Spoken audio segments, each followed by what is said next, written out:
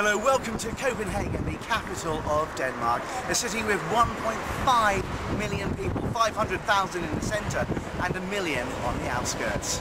Over there we've got the old university here in Copenhagen. And just coming up here we've got the back of the Protestant cathedral. Behind me here we've got Copenhagen Cathedral, the very same church where Crown Prince Frederick and Princess Mary got married a couple of years ago.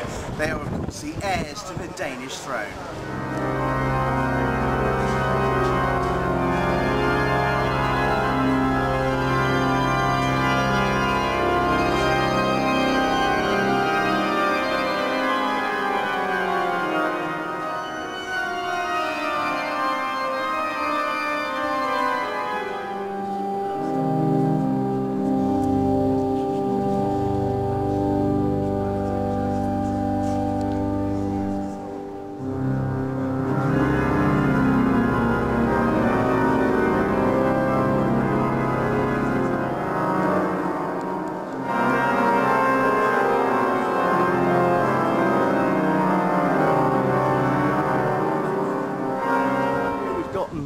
Himself.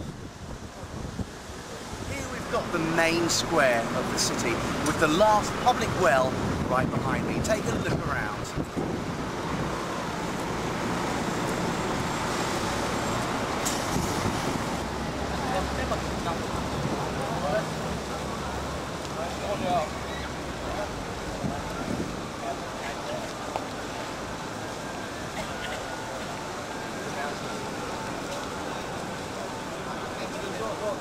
Here we can see the markings of the old City Hall, which was burnt down in 1795. And all these photos are of course slightly newer than 1795, having a photo exhibition at the moment. Behind me you can see a can of fizzy drink. Well, believe it or not, many years ago, this used to be the site of public hangings here in Copenhagen. And over there you can see some of the many buildings in Copenhagen, well-known buildings. An absolutely stunning city with a great deal of history.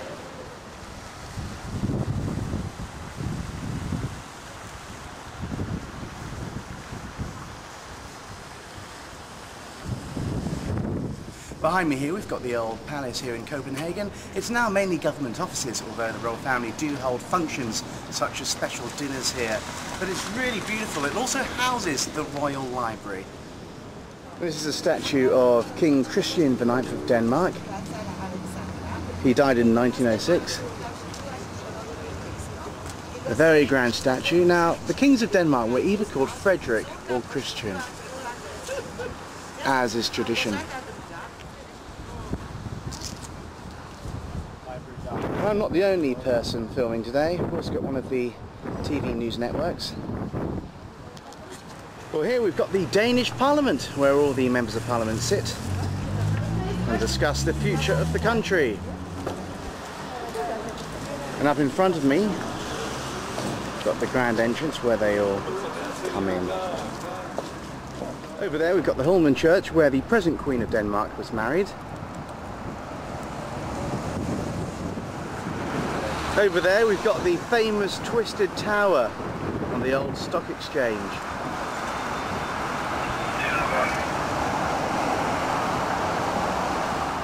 Over there we've got a statue of a former Danish naval admiral called Niels Hugh, because this area here used to be the naval area here in Copenhagen, now very much the financial district. Over there we've got the city's main theatre, a very grand building. Here's another of one of these squares here in Copenhagen. There's also a very good subway metro system, and none of the trains have drivers. They're all run on electricity. It's only a couple of years old.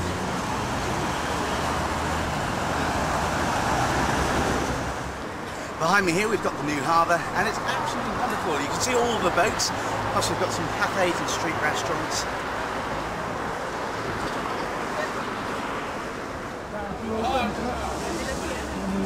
You need to go to the toilet, and this is actually the nicest place to do it in town.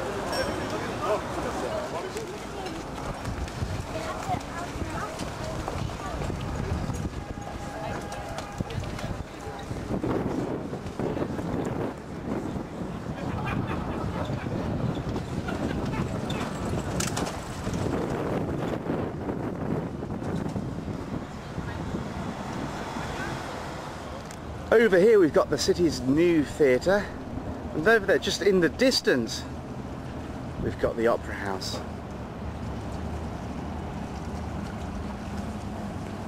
Opera House and new theatre.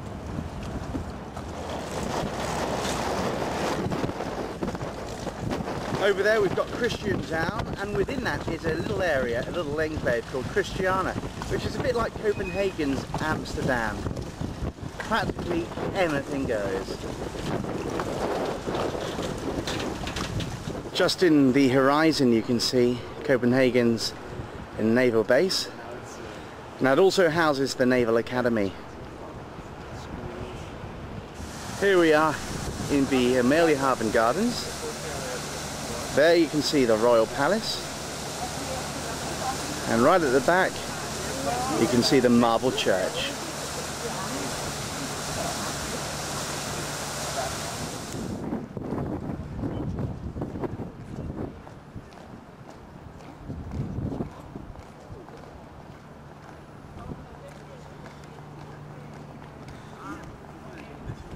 Well, over there you can see the home of Denmark's present Queen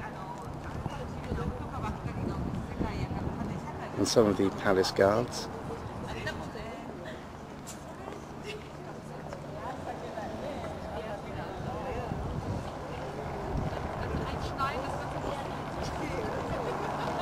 And over here we've got the home of the Queen's father, which is now a museum. And the statue cost the country so much, but it almost bankrupted it. But it's one hell of a statue.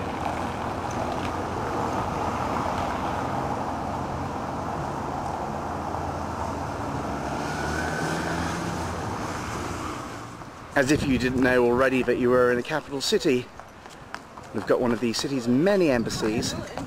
In this case, it's the Italian one. And here we've got the Museum of Resistance, a tribute to all those who resisted Nazi occupation during the Second World War. Over here we've got St Albans Anglican Church, also known as the English Church.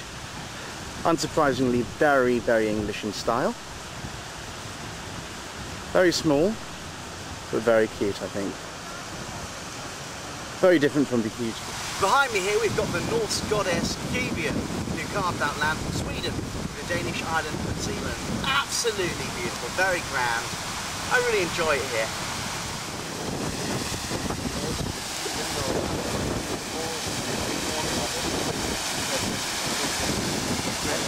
There we have the former King of Denmark. That's the current Queen Margaret's father. He died in 1972. Here we have a monument remembering all those Danish soldiers who fell during the Second World War between 1940 and 1945. Now when you come to Copenhagen you'll notice a lot of cherry trees, and there's quite an interesting story behind that, because a few years ago a Japanese baker was so grateful for the success behind his Danish pastries he wanted to thank the Danish people for their invention of Danish pastries, so he gave the city all these cherry trees. Behind me here we have a Copenhagen icon, a statue inspired by the stories of Hans Christian Andersen, the well-known Danish author. And if you've wondered about the story behind the Danish flag, apparently it fell from the sky, so legend has it, during a battle with Estonia. And the cross symbolises the fact that Denmark is a Christian country.